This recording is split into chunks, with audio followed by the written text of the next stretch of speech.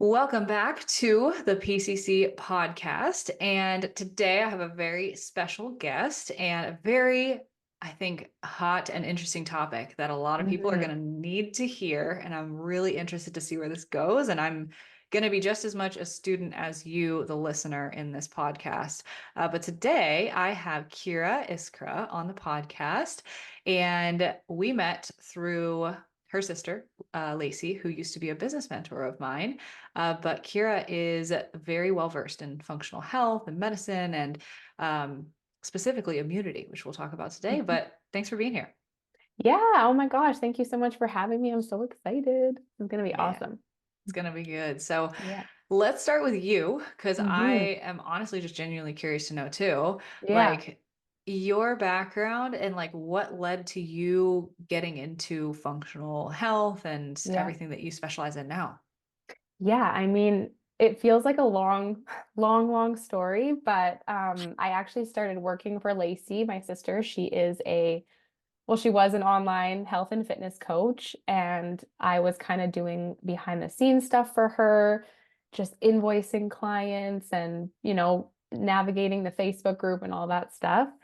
And then I was kind of like started building recipes for her. I've always been a foodie since I was like young. Love Like weirdly, my chore as a kid was to like make supper for our family.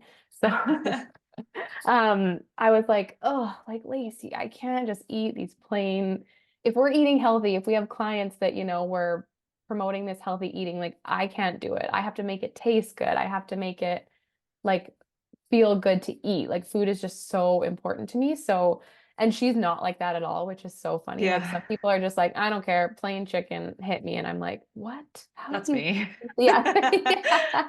Yes. And I'm like, oh my gosh, where's the sauce and the this? So it was a lot of fun for me, like making the meals that we all know and love in this space extra nourishing, but like tasting even better. And I was like, I feel like I should get into this. So I actually took a 3-year holistic nutrition program.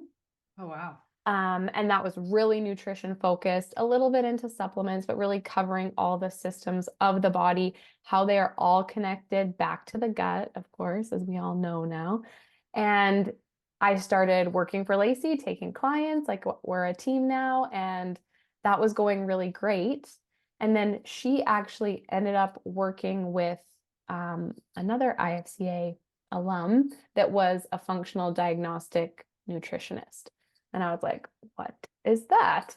So she had psoriasis her whole life, and they did all this functional lab testing that kind of got to the actual root cause of what was contributing to that psoriasis and like healed it in 6 months. She'd had it for 8 years and it was gone. And I was like, Wow. what the heck?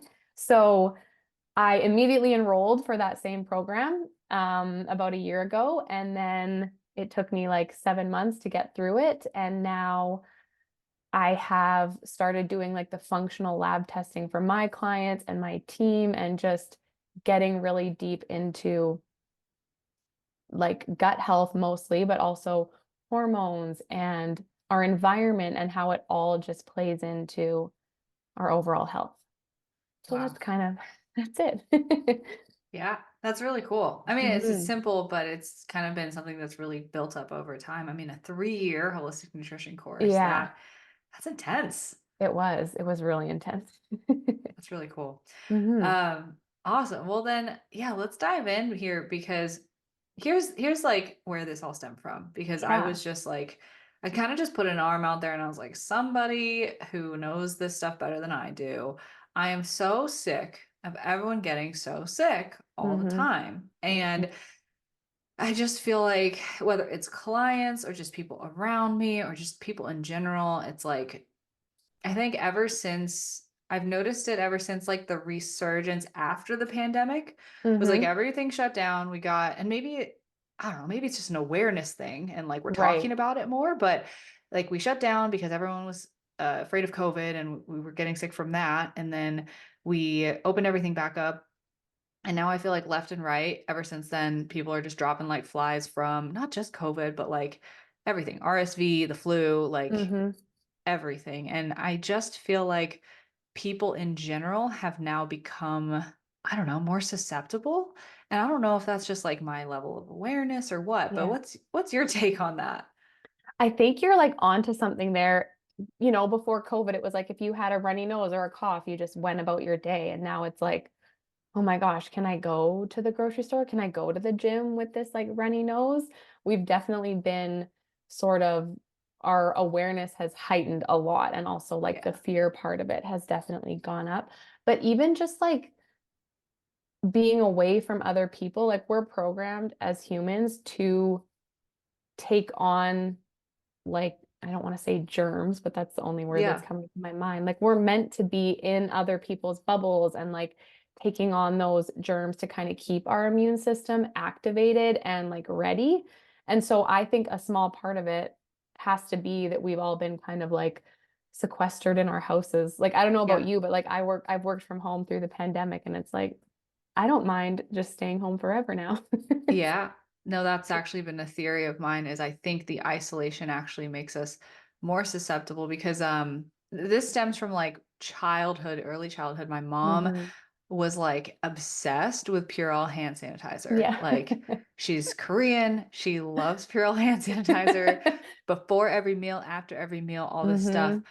My dad's more like a little more hippie, Yeah. and he would kind of just be like, I don't need it. So I'm seeing Yeah. this like dichotomy of like germaphobe to like, Hmm. no, I'm just going to eat something off the floor because 5 second rule and it builds your immune system. So I'm seeing Yeah. these two opposites. And I always kind of like rebelled against my mom and was more like geared towards my dad. Hmm. And so I would, and I think I kind of developed that narrative with myself of like, I don't need the hand sanitizer. I need to build Hmm. my immune system. So I feel Hmm. like it was that click for me. I was like, we stopped being exposed, Yeah. right? That could Yeah. really actually make it easier for you if you're constantly clean, you're constantly, never having a germ around you. We have these air filters now that are trying to get all the germs out of the air. It's like, Hmm. is that actually better for us?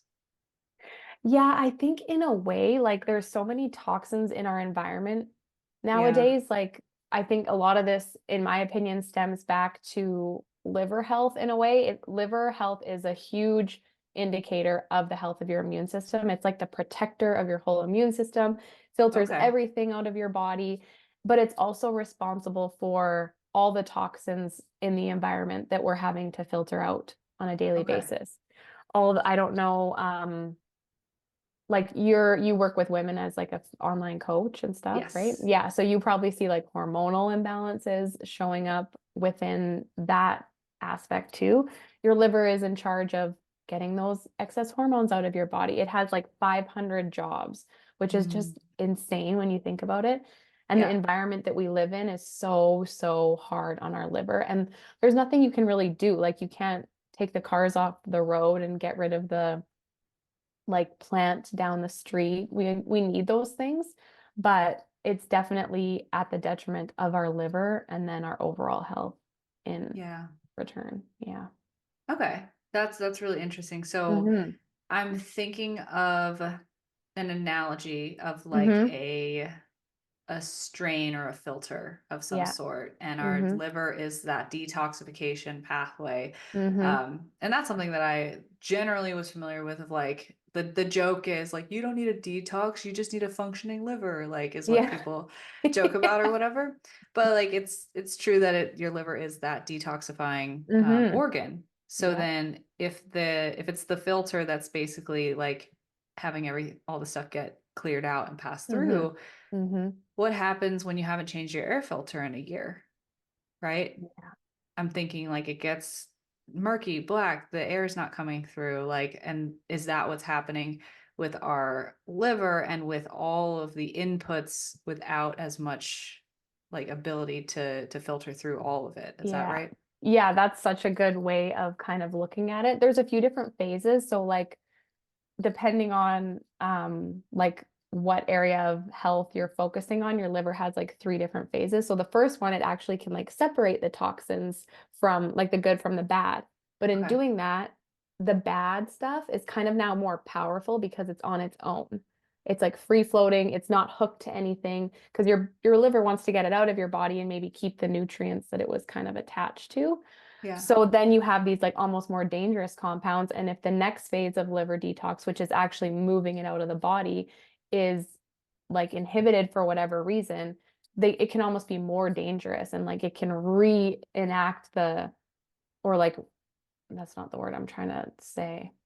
Like it will sort of kick it into high gear, that toxin that you maybe ingested with food or something like that. And it can even be more detrimental. So there's so much to like liver health. And I just think if there's one takeaway that people have from this podcast, it's like support that liver. Okay. Interesting. So Hmm. that's our detoxification pathway Hmm. for all these toxins Yeah. that come through the environment, through our food, Hmm. through germs, everything. But where's the link between that and like our immune system and where that links into our gut? Like, how does that all interconnect then? Yeah, so this is something that I find you hear them people say a lot nowadays, like 70% of your immune system is in your gut. And it's like, okay, like what does that, Yeah, I don't understand, like what does that mean? It's just that's me. chilling there in your gut, like where is it? So I kind of like to explain it if almost from your mouth to your like butthole is one long hose, basically. It's Yeah. open, it's wide open to the world. And the way that your immune system is sort of involved in this is, well, it starts in the microbiome of your mouth. There's things in there that are going to kind of help, that's the first level that we have to get those toxins taken care of, get some of them killed off, whatever, down into the stomach, into the gut. And what actually happens is when we break down food, we like kind of ingest it like through some cells in the lining of our gut. And what's next in line from that is the immune system. So it's kind of like surrounding part of the gut. And its job is to sort of, okay, like if this is a good thing that I want in my body, it just goes straight through a vein and up into the liver. If it's something that is maybe not the best thing that we want in our body, that immune system will like flag it and try to shove it back into the gut so that you can eliminate it. Mm, But it's not a one-way street. So when it opens up to put that toxin back into the gut for you to shoot out, maybe some more toxins are there and they're coming through as well. Like we weren't designed to be constantly ingesting like pesticides and yeah. breathing in the toxic. Like we just live in such a toxic society now and we just weren't designed for that. So our body's just kind of like, oh, I'll just boot this one little cute toxin back into the gut and go on with my day. But unfortunately, we're basically bombarded with them and our body can't really keep up. So some of them start to leak through that gut or that barrier from the gut and the immune system and then straight into the liver, which is a good thing. We Mm, want them to go to the liver, but then the liver is just like also again overburdened as everything else in our body is. And it's just trying to get those things out yeah. and then sometimes can't focus on the more important tasks that it needs to. Yeah. Okay. Yeah, that makes sense. So there's that Hmm. pathway that connects them. And just in general, I feel like I'm going to use a lot of analogies to make Yeah, I sense of love this it. because I know conceptually a lot of this stuff, but not in detail at all. Right. But I'm picturing like the New York subway, like Okay. entry Love it. station where it's like in and out, in and out, in and out, and like Hmm. hundreds of thousands of people. I feel like that's what's going on with like the inner gut lining and the pathway Hmm. to the liver. It's just a mess. Yeah, Like pretty much. with all the inputs from everything. And Hmm. so here's a perspective that I love your take on because this is kind of generally what I'll preach as a non-expert Yeah. is that as a health and fitness coach, like my job is to help just kind of filter the inputs a little bit better, right? So I'm Hmm. not going to be the person that says, let's change out all your makeup and your lotions and this and that. I just don't know enough to like really advocate for it at this point in Hmm. my journey. But I'm sure that's a big piece to it too. But at least what I can do is take a look at the holistic picture of kind of the balance of inputs versus outputs of Right. the inputs are everything you consume, including food and like whether it's processed, whether it's whole and nutrient dense, but also like how are you taking care of yourself, like your Hmm. stress management and your mindset and your Hmm. lifestyle and the choices that you make that make it easier or harder on your body in kind of in the sense of like allostatic load, like every Right. single stressor taken into account, how much pressure is there on your body? And Mm-hmm. so I'm always thinking about that big picture of like how, like somebody who I imagine who's like super stressed out on a bunch of medications for anxiety, depression, and they're eating a bunch of processed foods and they don't have an active lifestyle, like, yeah, you're going to have trouble with your immune system a Mm-hmm. lot easier than somebody who maybe doesn't have a lot of those things, but like has toxic chemicals in their makeup, right? So Yes. it's not one thing that fixes everything, but it's the cumulative additives that all kind of sum to the result. Is that right? Yeah, totally. That overall toxic load basically is kind of what we call it. But the stress component is so huge. And I think kind of exactly like what you said, like, how are you taking care of yourself? Are you getting enough sleep? Like, that's always a touchy subject, but like, stress is so important to talk about. And like, I know cortisol is such a hot topic button Yeah. word right now, I feel like. And when there's any sort of inflammation in our body anywhere from any sort of thing, cortisol is going to be triggered.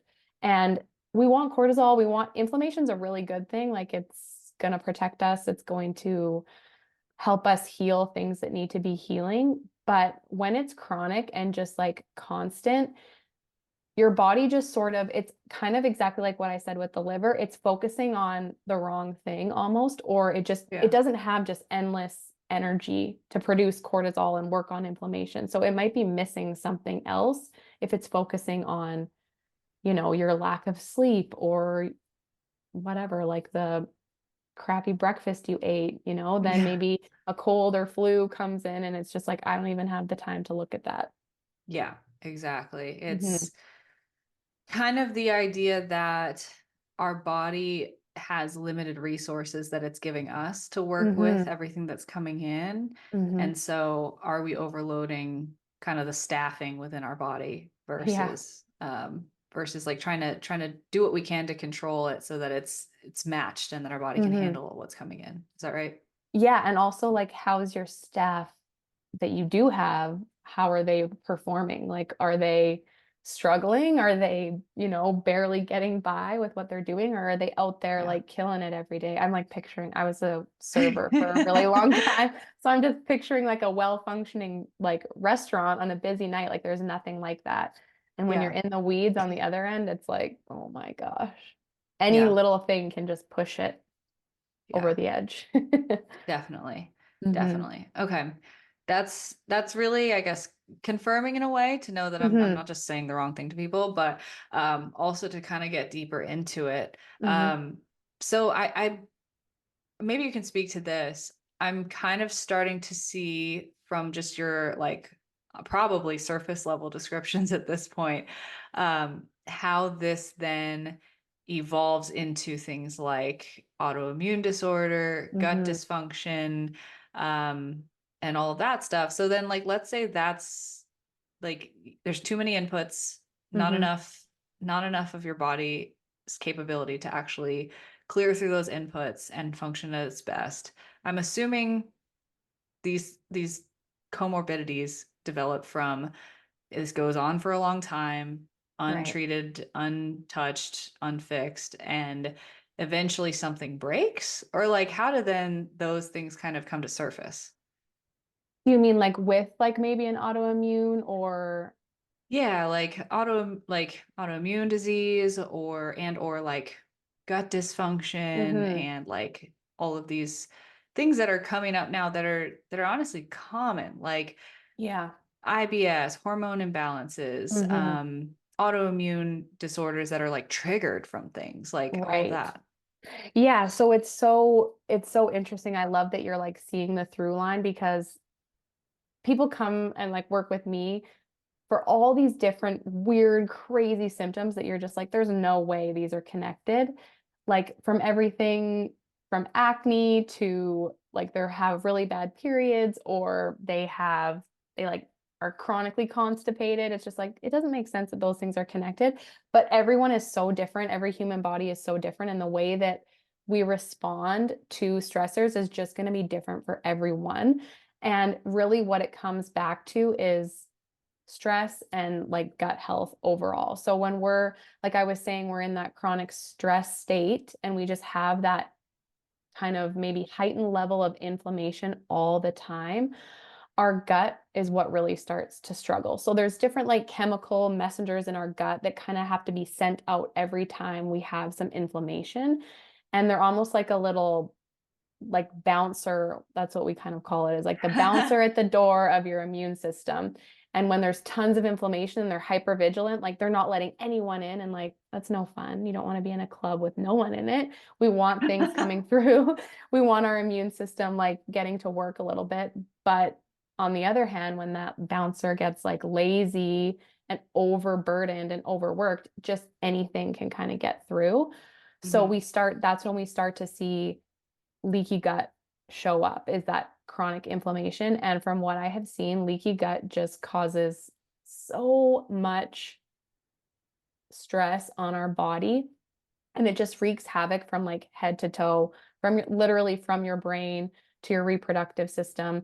Things are getting through the gut barrier that just should not be. And they just kind of go around floating around your body. And when they attach where they shouldn't, that's where inflammation comes in.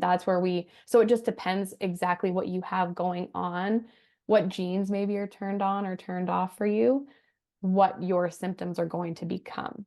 Does that make Mhm. sense? Yeah. Yeah, I think Mm-hmm. so. Yeah, that's really interesting. The bouncer analogy makes a lot of Yeah. sense. It made me think of, and you're probably familiar with this, but general adaptation syndrome, Mm-hmm. like Hansel's model of alarm resistance and exhaustion. So Mm-hmm. I'm picturing the bouncer not letting anyone in is that resistance phase, and then the Yeah. exhaustion is the leaky gut, like the doors open, floodgates, Yeah. and Everyone's just your body can kind of only go at that high level for so long before the resources just run out, and then it's like whatever. Like yeah. who cares? Okay.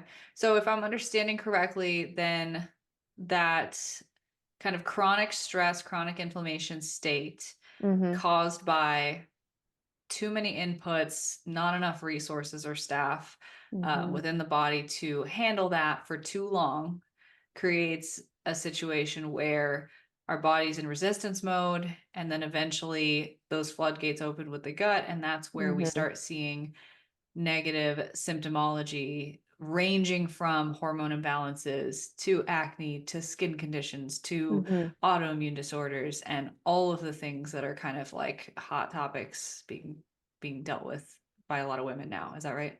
Yeah, that's exactly it. And it's like really cool and important to sort of be able to dig into exactly what is contributing to that leaky gut. We said it's stress, but stress comes in so many different ways and forms. And I think we assume stress is like, oh, my job is hard, or my relationships are tough, or my commute is annoying. Like that's what we assume stress is, but there is also the added stress of bacterial imbalance in the gut. That's a huge stressor. Your liver not being able to function properly, that is a huge stressor. Parasites, just like candida overgrowths, all these little things that we think kind of mean nothing can add additional stress to our body. So Yeah, there's so many things you have to consider. Of course, it's like input as well, but it's also internally kind of what's going on. And then even like as annoying as it is, the stress of the stress.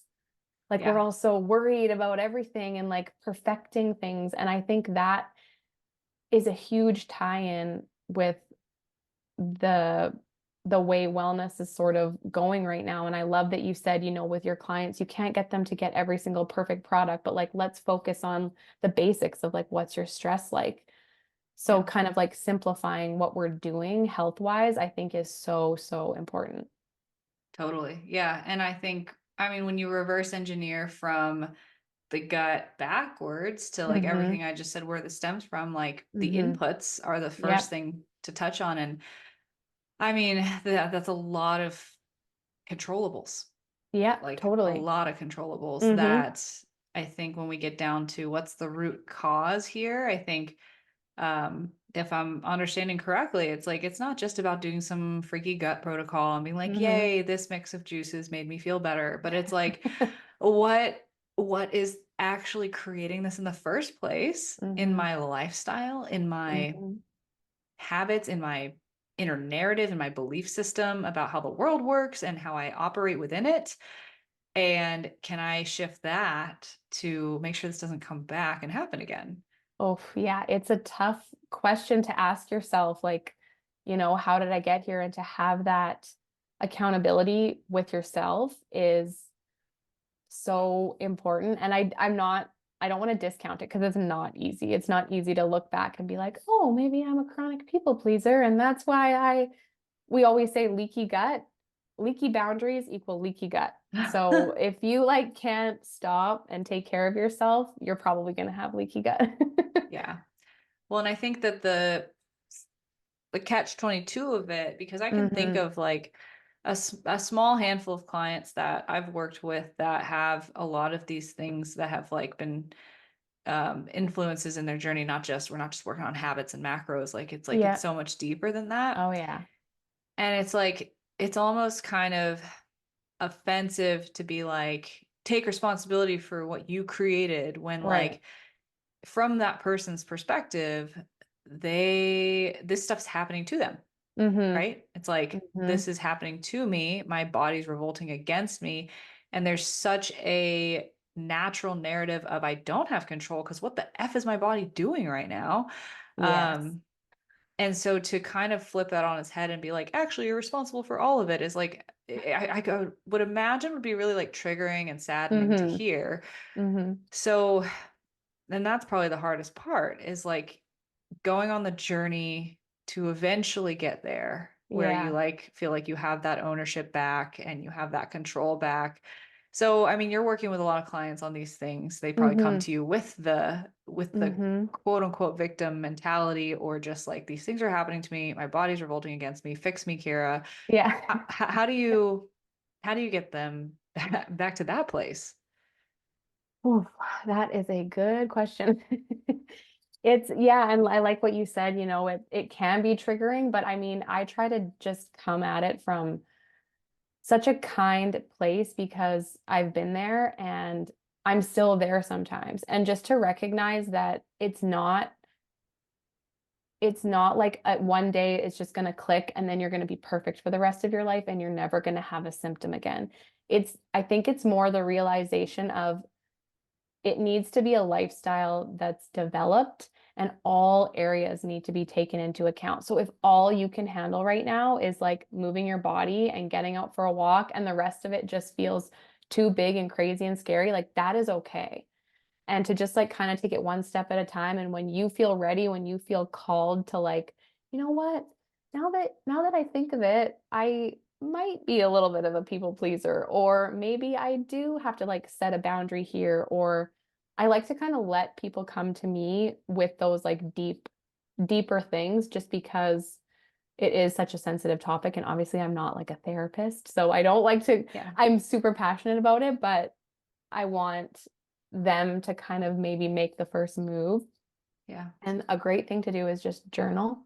Start journaling if you don't journal already and see if you can, if anything just comes to you when you think of, I've had this symptom for a long time. Like, what could it mean? What is my body trying to tell me? It doesn't always have to be like a bad thing to have a symptom. I kind of see it the other way. It's like, okay, what is this telling you? Is it telling you you need to rest? Is it telling you you need to nourish your body better? Is it telling you you need to move? Is it telling you, you need to get away from a situation? Like it's often a communication with our body and disconnecting from that is very common. So kind of trying to find Yeah. ways to connect back in can be really valuable. Yeah, absolutely. And I do think, yeah, when we have symptoms, I would assume that like physical symptoms within the body, whether it's like, say, acne or Mm-hmm. like skin conditions or digestive issues, it's like there's, yeah, and I think it's being able to explore that with Mm-hmm. curiosity, right? With like, Mm-hmm. this could be literally anything. I'm Yeah. not going to try to jump to what it is, but I'm going to just explore it and see like, what could my body be trying to tell me about this situation that I'm in? And like, I know sometimes too, it can be kind of covert. Like, for example, Mm-hmm. like mold infections and that sort of Yeah. thing. It's like you don't even know that you're living in No. this environment that has, you know, mold or, you know, stuff that's really toxic in your environment. So it can be tough, right? Because Yeah. it's not always something within us of like it's my Mm-hmm. personality or Yeah. it's my My people pleasing. boundaries. But I Yeah. think it's important to be open to any possibility, right? It could be Yeah. something external, but it also could be something that you have control over. Yes. Yeah, that's exactly right. And it's funny you say mold because I have a client and she's like, just moved. She's like, I'm just exhausted after this move. Like, I don't know what to do.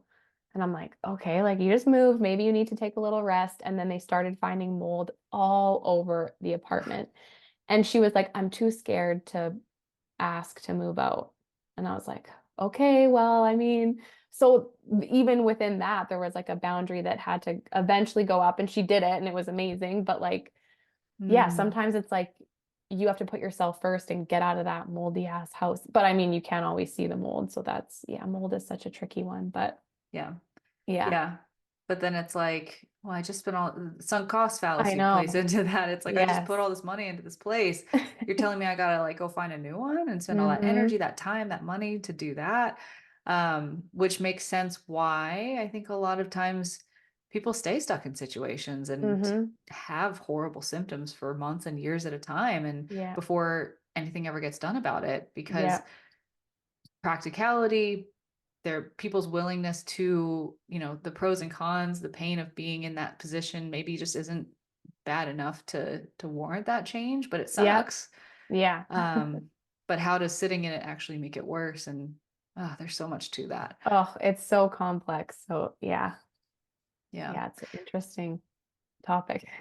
Yeah. Yeah. I mean, it gets super deep. And like, Yeah.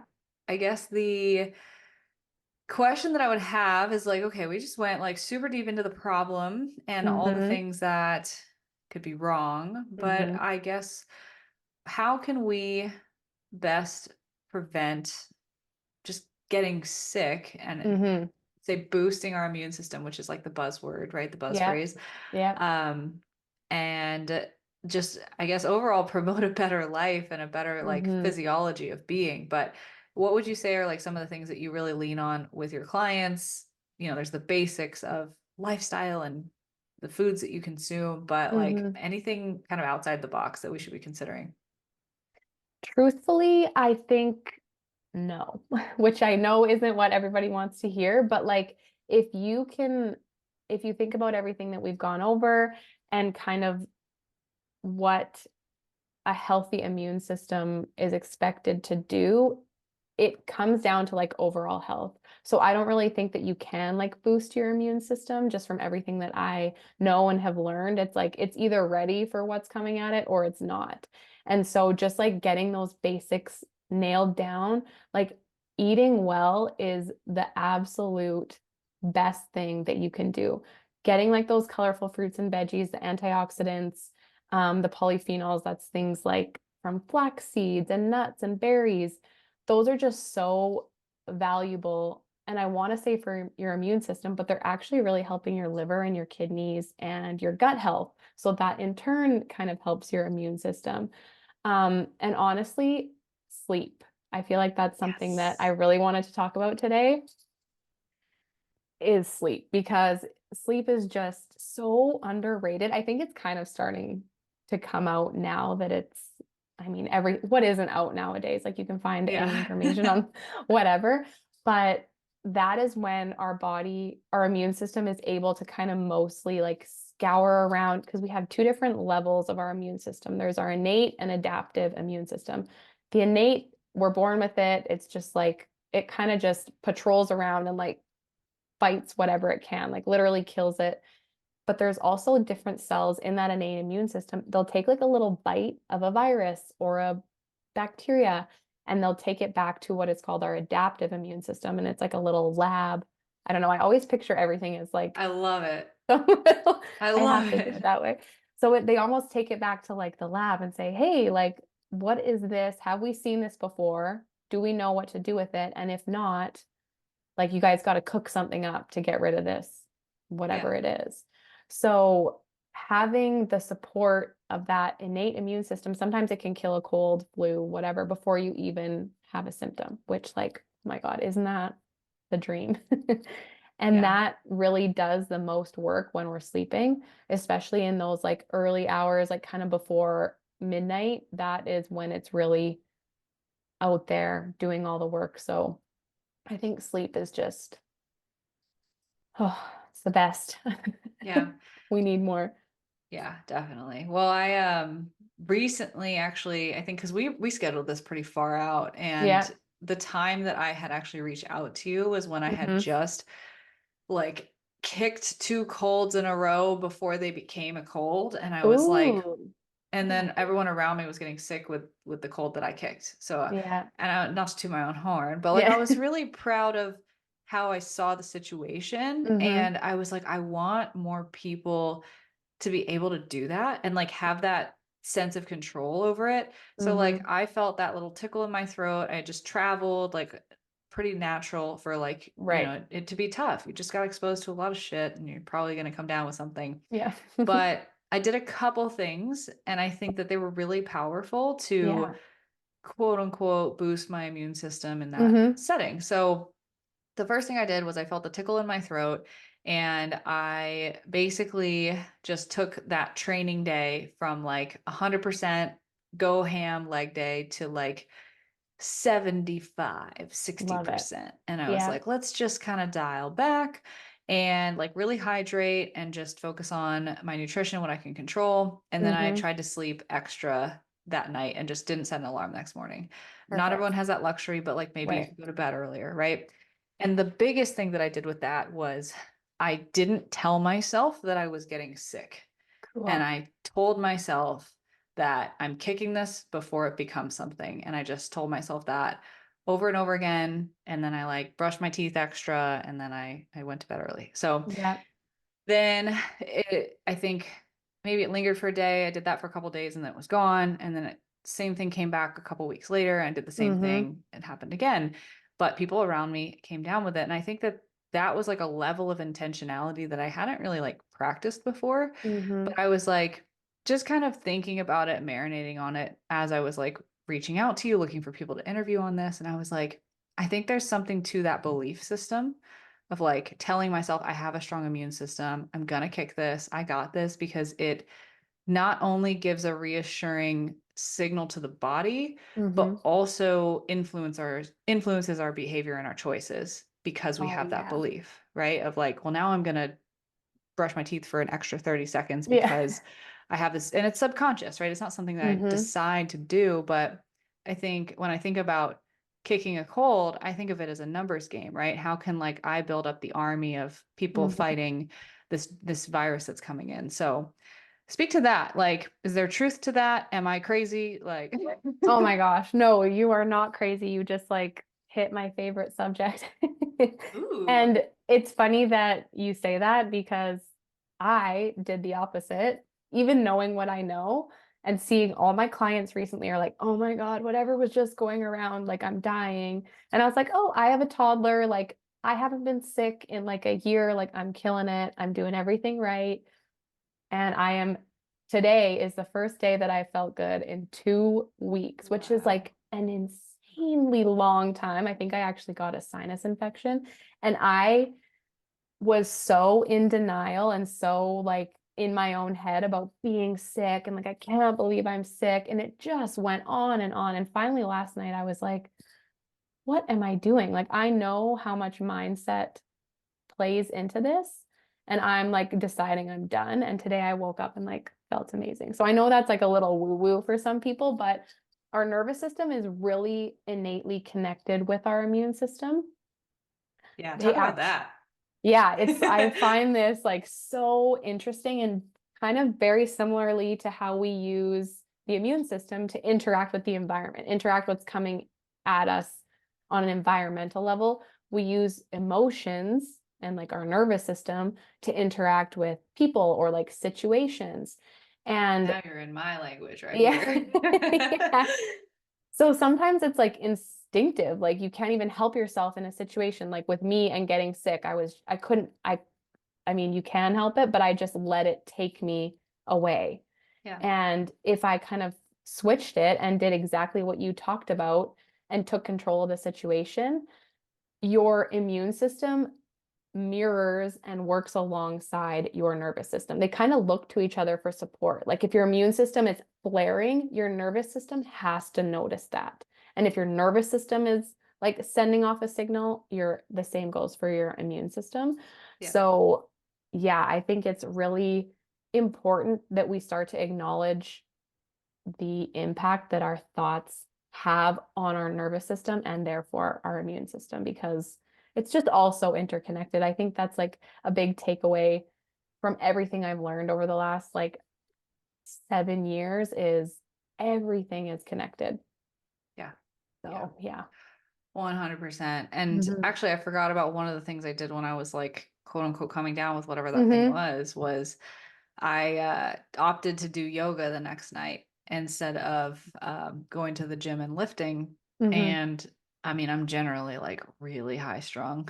Yeah. So for me, yoga is like really weird and Hard, foreign, and yes. I don't love it. But like when I can tap into like the deep belly breathing and like really calming my system down, Hmm. I felt a difference of like I felt like I was on the way down with the cold when I went into the session. When I came out of the session, I was like, I kind of feel like the progression has stopped. Like Oh, cool. because like you said, it's and this is where like I could go on for days and Yeah. days about the nervous system because it stems from your thoughts. And if you start thinking, Hmm. oh, I'm getting sick, well, how are you going to feel? You're going to be like, ugh, all tense, like I'm getting Yeah. sick, I'm scared, I'm nervous. And then how's that going to impact your emotions and then your actions and Hmm. all of that? And so, yeah, and it's right in line with, again, that alarm system that our body has.